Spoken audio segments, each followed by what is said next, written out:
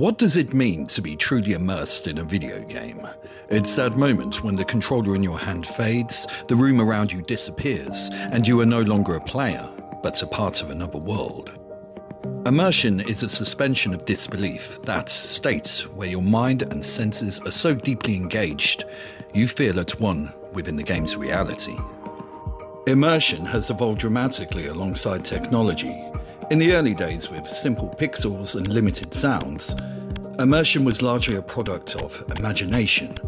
A few blocks on screens represented a castle, a hero, a monster, and our minds filled in the blanks, completing the picture.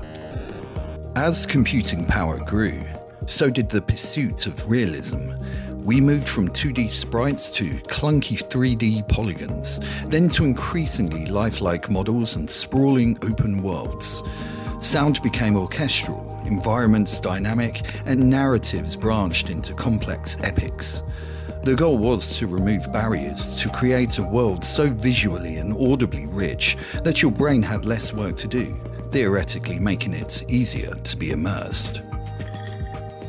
Today, with ray tracing, 4K textures, and virtual reality determined to break down the fourth wall, the illusion is more potent than ever. We can step inside digital worlds, feel the rumble of a controller, or even physically move our bodies to interact. The evolution has been a relentless drive towards sensory fidelity. And yet, there exists a need to regress. Many gamers will tell you that the old classics, the pixelated adventures, the chiptuned symphonies feel more immersive than their modern, graphically superior counterparts. But why? Counterintuitive. As a seasoned gamer, I would argue that the one reason is active imagination. When a game can only show you so much, your brain becomes the co-creator. Those limited pixels aren't just blocks, they're the idea of a grand forest, a towering monster, or a desperate hero.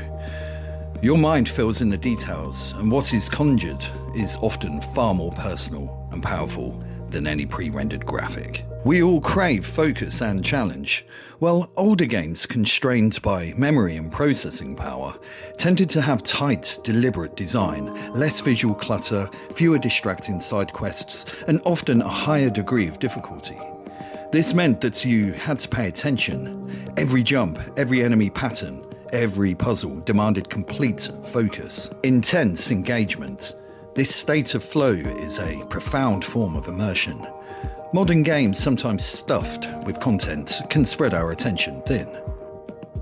And hey, I love VR, but in terms of immersion, it's external. It's about what the technology can do to convince your senses. Games with simpler graphics, the immersion is internal. It's about what the game asks you to do. It's a partnership between the game's creators and your own mind. The simple graphics and sound become the building blocks for an entire universe that you create, and that's a connection that's hard to beat.